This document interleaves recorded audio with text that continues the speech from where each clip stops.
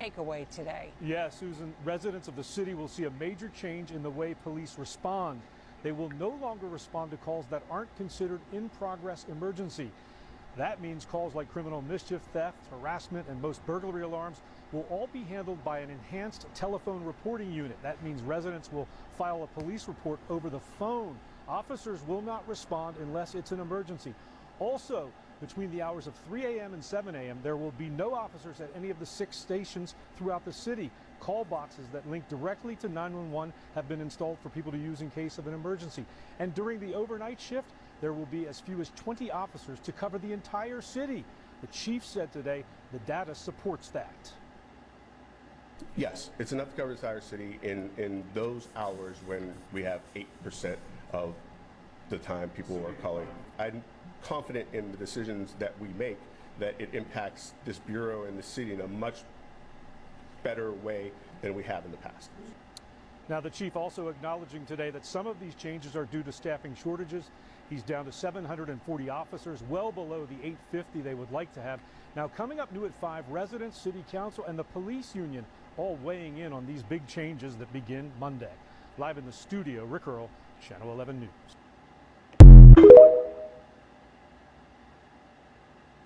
There's also updated advice for all vehicle owners, a message echoed by Toronto Police speaking at an Etobicoke safety meeting last month. Constable Marco Ricciardi had a new message for vehicle owners who keep their fobs in Faraday pouches. To prevent the possibility of being attacked in your home, leave your fobs at your front door, because they're breaking into your home to steal your car. They don't want anything else. A lot of them that they're arresting have guns on them, and they're not toy guns, they're real guns. They're loaded. Unfortunately, Commie Trudeau and his corrupt government continues to be the gift that keeps on giving with content. This is what happens when you start to enforce unconstitutional gun laws. This is what happens when you start to prevent normal citizens from being able to protect themselves. Do you hear what this police officer is saying? That you need to leave your keys, your key fob, outside for the criminals just to take, because if not, they're going to break in and take it. What's next? Hey, they're going to break in and steal your debit card, so you might as well leave your debit card and your credit card out there with all your PIN numbers, because that's the only way that you're going to protect your family, because we're sure in the hell not going to get there in time. And we all know the criminals are going to hand in all their guns when we start to enforce these unconstitutional gun laws. So again, Canadians, I mean, you have to organize, you have to get together, and you have to start getting behind the candidates who actually have a spine to stand up against these things. And they're out there, because I've watched them. But if you don't do anything now, this hot garbage is going to continue to plague your country, and we're going to continue to see Canada just fall down into the hole that Trudeau's government continues to dig. Gosh, it's hot garbage. But again, for all the Americans out there, y'all better freaking learn from our friendly neighbors from the north of what this corrupt government has done. That will trickle down unless you start to stand up against this hot garbage. Shalom. Starting off, I want to give all praises, honor, and glory to Yahweh, Bahashim, Yahweh Shai, Bahashim, Rachakodash. Double honors to the elders and apostles of Great Millstone, who all of this truth from, and Shalom to the elect out there. Today's title of this lesson will be Evil Days, and this goes out to you Negroes, you Latinos, and you Native Americans, the true Hebrew Israelites of the Holy Bible. Once again, today's title of this lesson will be Evil Days, and evil days are most certainly what we coming into. As you see in the videos I just played, in Pittsburgh, police won't respond to certain crime calls between 3 a.m. and 7 a.m. So you can see these purge-like events are about to play out. The police officers are quitting their jobs. a lot of police brutality is going on. Police officers getting shot up, killed, disrespected. You know, that fear of police people once had, they're not fearing the police no more. They just going with their move. They're doing what they feel like is the right thing. There's police shortages all over the country. And specifically in Pittsburgh, it says they won't be responding to calls dealing with theft, harassment, criminal mischief, burglary alarms. So basically, they're telling people you got to deal with it yourself for a certain amount of time. Telling people they got to be armed. And this is what Esau wants. Order out of chaos. And also they have Toronto police also telling their people that they got to leave their car keys at the front door so criminals can find them. So you can see what the Lord is doing. You can see what's going on. A lot of looting. There's going to be a lot of killing, a lot of ravishing going on. You know, the Lord is crumbling this society. The society is going down the drain. You can see all the mayhem that's coming down the pipeline. We know we're in the last days, perilous days. The scriptures tell us of these things to come. You see? So there's a lot of things coming down the pipeline. There's going to be a lot of rioting, outroars of the people, civil unrest, anarchy we are seeing. We're about to see. And all of these things are in the scriptures. The Lord tells us of these things to look out for, and we've seen these things play out in real time. So let's dive into these scriptures. This is Isaiah chapter 10, verse 1, and it reads, "Woe unto them that decree unrighteous decrees, and that right grievousness which they have prescribed, to turn aside the needy from judgment, and to take away the right from the poor of my people, that widows may be their prey, and that they may rob the fatherless." And you're seeing these people passing laws that will make people targets, the old, the elderly, young kids, women. It's about to be a lot of robbing, looting, killing, and ravishing going on. And all these people are just naming going to be targets. Women can't even go out and check their mail no more without, you know, these 2/3 Jakes wandering around. And this young generation, these young Jakes, they monsters. They don't care what they're doing. They see something they want, they go take it, tote these guns. A lot of violence in them, a lot of rage in them. A lot of wickedness going on in this young generation right now. These young Jakes are monsters, going around doing what they want at their own will. But see, this is why the Lord has to get rid of these 2/3. He has to get rid of this wickedness. He has to purge this wickedness. He can't allow us to go on anymore. This is Matthew chapter 24, verse 12. And it reads, "And because iniquity shall abound, the love of many shall wax cold." And we're seeing the love of many waxing cold right now. You got mothers putting their children in ovens. You got a lot of Michael Myers, Jasons walking around here, killing, serial killers. You see?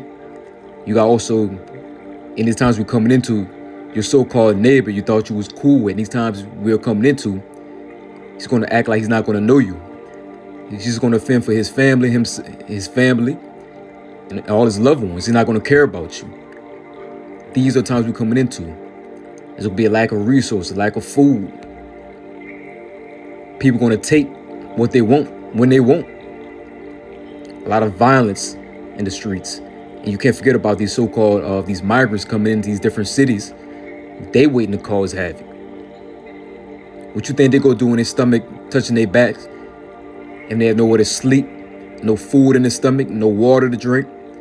They go turn to the communities, start causing havoc on the communities, and they're already doing that right now. They got certain of these wicked migrants, Venezuelan gang members, and so forth. They causing havoc, Chicago and New York. They already got started robbing, killing, raping, stealing, doing what they want. And these are wicked people we're talking about. But this is what Esau wants, order out of chaos. He wants mayhem. He wants all this destruction going on. You see? Because he wants to set up this new system, this dystopian-like world he wants to place upon the people, which is what? The grain of rice, that badge of servitude, which is RFID microchip. He wants everybody to be digital slaves. He wants a dystopian-like world. He wants to control everybody. pure wickedness. But we're going to see, leading up to that, a lot of wickedness going on. Your loved ones might turn against you. Family members. Let's keep going. It's Ephesians chapter 5. Go down to verse 15, and it reads, "See then that ye walk circumspectly, not as fools, but as wise, redeeming the time, because the days are evil. Wherefore be ye not unwise, but understanding what the will of the Lord is." And we are definitely approaching these evil times, these bad times we're coming into. These are not the times to be playing games, not the time to be in mirth. It's the time to be seeking the Lord while he is near, while he can be found, while the evil days come not. Because the days we're coming into, we're approaching what? Jacob's trouble, a time never foreseen. A time of suffering, a time of mourning, a time of slaughter, and a lot of killing is going to go on. Things we've never seen before, we're going to see. It's going to get real wicked, real rough out here. Calamity, struggles, distress. Great judgment is about to come on the face of the earth. Yahweh Bahashim Yahushai, but at least mass judgment. So we should keep on praying to the Lord, asking him daily to keep us in his truth, to guide us in the right path, the path of righteousness, to keep us away from the path of the wicked, keep us to the path of salvation. You see? Let's keep going. This is Ephesians chapter 6, verse 13. And after KJV and after NLT. So we start off with the KJV. And it reads, "Wherefore take unto you the whole armor of the Almighty, that ye may be able to withstand the evil day, and having done all to stand." Now let's read the NLT for a better understanding. And it reads, "Therefore put on every piece of the Almighty's armor, so you will be able to resist the enemy in the time of evil." And what is the armor? This wisdom, this knowledge, and this understanding, this truth. Then after the battle, you will be standing firm. You see, so we're getting prepared for the times we're coming into. We're seeing all the evils taking place. We're seeing what the Lord's about to do. We're seeing the route the Lord is putting things in. We're knowing a great time of judgment is near. We're knowing a great time of trouble is coming. You see? So a lot of things are brewing up. You have World War III going on, but they're brewing up. Slowly but surely it's brewing up. America will soon get involved. At least the flock shall draw them out. A lot of chaos going on. Civil unrest. Violence in the streets. People doing wickedly. Catastrophic events. Tornadoes. Large floods. Intense rainstorms. Earthquakes in diverse places, in many places. These are all the signs of the times. Blood moons. Signs in the sky. A lot of chariots activities going on. You see? There's a lot of things going on, and these are all signs of the times. And we know our Lord Yahweh Shai is but to come and break them clouds, and soon establish the kingdom of heaven that dwells in righteousness. But we know we must go through these dark times. Through much tribulation is the kingdom of heaven. You see? Let's read on. This is Isaiah chapter 33, verse 6. And it reads, "And wisdom and knowledge shall be the stability of thy times, and strength of salvation. The fear of the Lord, Yahweh, Bahashim, Yahushai, is his treasure." Let's read that again. "And wisdom and knowledge shall be the stability of thy times." And what are times we head into? Dark times, perilous times. A time never foreseen before.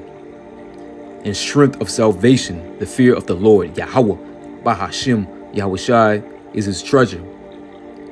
So everything we learn in this truth, gathering all this knowledge, this wisdom, understanding, is to prepare us for these evil days to come. Because we're going to need it. We're going to need the Lord to intervene and help us, to guide our way. Because without the Lord, we're not going to be able to do anything.